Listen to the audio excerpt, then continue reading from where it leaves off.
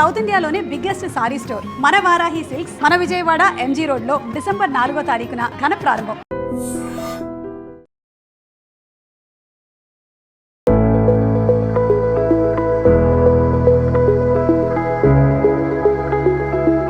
Road ప్రమాదాల్లో ఎంతో మంది ప్రాణాలు కోల్పోతున్నారు.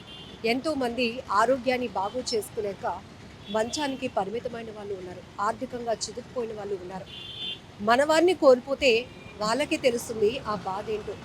ఇప్పుడు ఈయన్ని చూస్తున్నారు కదా, రోడ్ సేఫ్టీ రూల్స్ని పాటించండి, మీ ప్రాణాలు కాపాడుకోండి అంటూ నిత్యం విశాఖలోని ప్రధాన కూడలలో ట్రాఫిక్ జంక్షన్స్లో అనునిత్యం కనపడుతూ తను సోషల్ సర్వీస్ చేస్తూనే ఉన్నారు.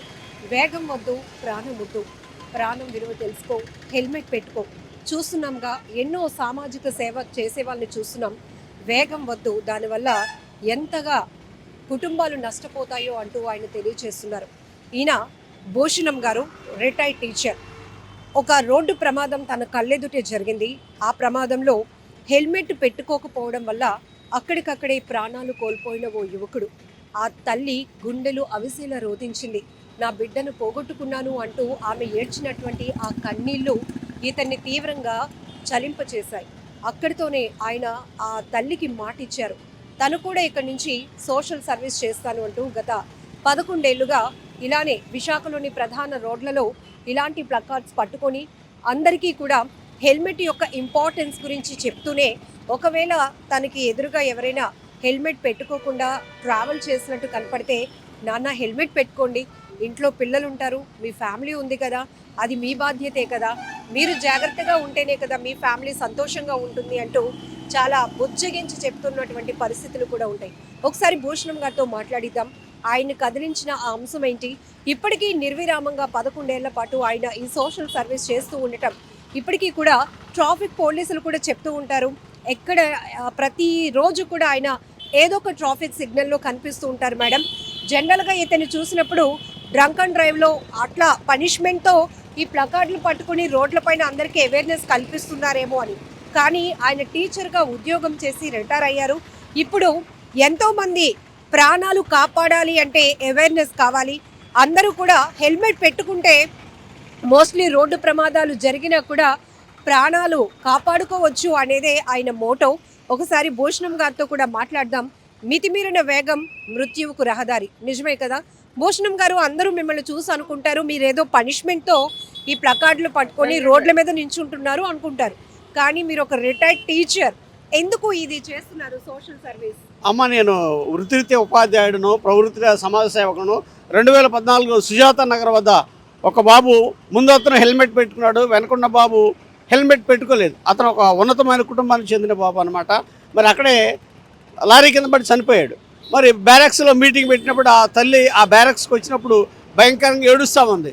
సిపి గారు ఎంతమంది చెప్పినా కానీ ఆవిడ ఏడు పాపట్లేదు.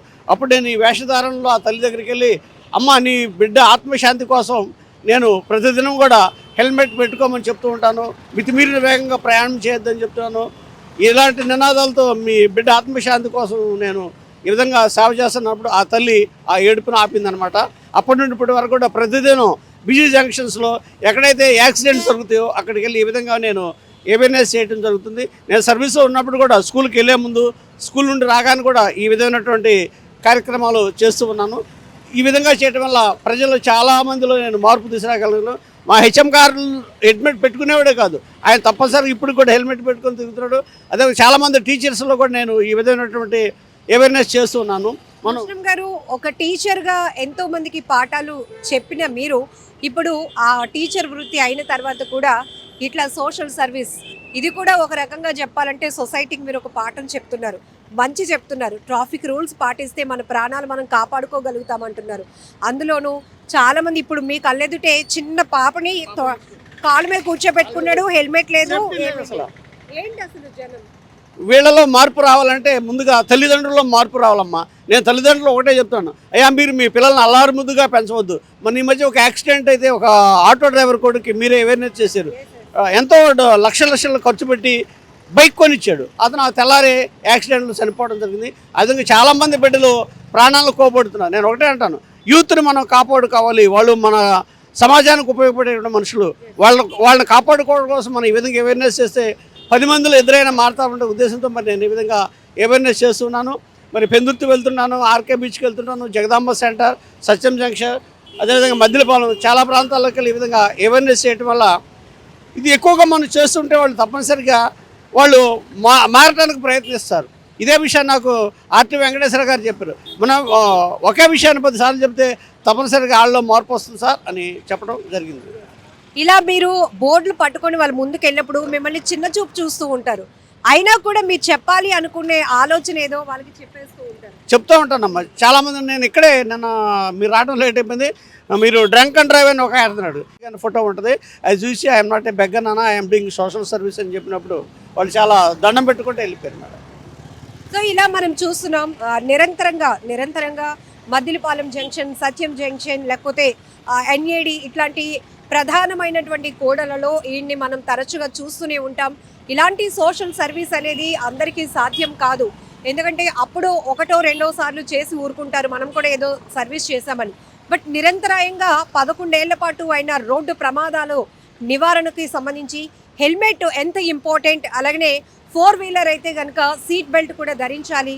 ఒక్కసారి ప్రమాదం అనుకోకుండా ఊహించకుండా జరిగినప్పటికీ కూడా ఆ ప్రమాదంలో ప్రాణ నష్టం జరిగితే ఆ కుటుంబాలు ఎంతగా ఆవేదనకు గురవుతాయో, ఆ కుటుంబాలు ఎంతగా నష్టపోతాయో అవి అనుభవించే వాళ్ళకే తెలుస్తుంది అని ఆయన కూడా ఒక రోడ్ యాక్సిడెంట్లో కొడుకును పోగొట్టుకున్నటువంటి ఆ తల్లి ఎంతమంది ఓదార్చినా కూడా ఆమెను అసలు కంట్రోల్ చేయలేకపోయాము. బట్ ఆ రోజు నేను నిర్ణయించుకున్నాను, ఆ తల్లికి నేను మాట ఇచ్చాను, హెల్మెట్ పైన నేను అవేర్నెస్ కల్పిస్తానమ్మా, ఇంకొకరు ఎవరికి ఇలాంటివి జరగకుండా నా వంతు సాయంగా నా వంతు కృషితో నేను అందరికీ కూడా హెల్మెట్ పైన అవగాహన కల్పిస్తాను అని చెప్పి ఈ అవేర్నెస్ క్యాంపెయిన్ అయితే నిత్యంగా కొనసాగిస్తున్నారు.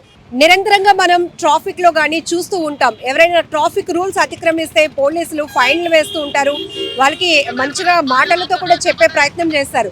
సిగ్నల్ జంపింగ్లు కానీ, ట్రిపుల్ రైడింగ్లు కానీ, ఓవర్ స్పీడ్ కానీ, జిగ్జాగ్ డ్రైవింగ్స్ ఇవన్నీ నిరంతరంగా మనం చూస్తూనే ఉన్నాం. కానీ ఒక రిటైర్డ్ టీచర్ అయిన భూషణం గారు మాత్రం నిత్యం విశాఖలోని ప్రధాన సెంటర్లలో సిగ్నల్ వేస్తే చాలు, ఎవరైనా హెల్మెట్ పెట్టుకోపోతే నాన్న హెల్మెట్ పెట్టుకోండి, మీ ఫ్యామిలీ మీ బాధ్యత కదా అంటూ ఆయన చెప్తూ ఉంటారు. సో ఒకసారి భూషణం గారి గురించి మీరేం చెప్తారు? నిత్యం చూస్తూనే ఉంటారు కదా ఆయన ప్రతిరోజు ప్రతి సిగ్నల్లో ఏదో సిగ్నల్ దగ్గర ఆయన ఉంటారు, ఆయన చెప్తూ ఉంటారు. కానీ జనాలు ఆయన్ని అంటే ఈయన ఎవరో పని పట్టలేదు అన్నట్టు చూస్తూ ఉంటారు. కానీ ఆయన చెప్పేది మనకి ఉపయోగపడేదే కదా, మనం జాగ్రత్తగా వెళ్తే మనం ఉంటాం కదా, మేము చెప్తాం. కానీ ఎవరు వినడానికి అయితే ఎవరు సంసిద్ధంగా అయితే లేరు. కానీ మా బాధ్యతగా మేము చెప్తాం, మేము ఫైన్ కొట్టాం అంటే వాళ్ళు ఆగడానికి వాళ్ళ కోసం మేము మ్యాక్సిమం మేము చేయవలసిన ఫైన్ ద్వారా కానీ దేని ద్వారా అంటే ఏదైనా వాళ్ళు జాగ్రత్తగా పంపించాలి, వాళ్ళ ఇంటికి పంపించాలని మేము ఆశపడతాం. అది వాళ్ళు తప్పుగా తీసుకుంటున్నారు. మరి ఆయన అయితే మాకు దగ్గర మేము వచ్చిన దగ్గర నుంచి దగ్గర 3-4 సంవత్సరాల నుంచి మేము ఇక్కడికి వచ్చాం ఆ ట్రాఫిక్లో అప్పుడు ప్రతిరోజు ఏదో సెంటర్లో ఆయన చూస్తుంటాం భూషణ గారిని. నిజంగా ప్రస్తుతం ఉన్నటువంటి సమాజం దేనికి ప్రయారిటీ ఇస్తుంది?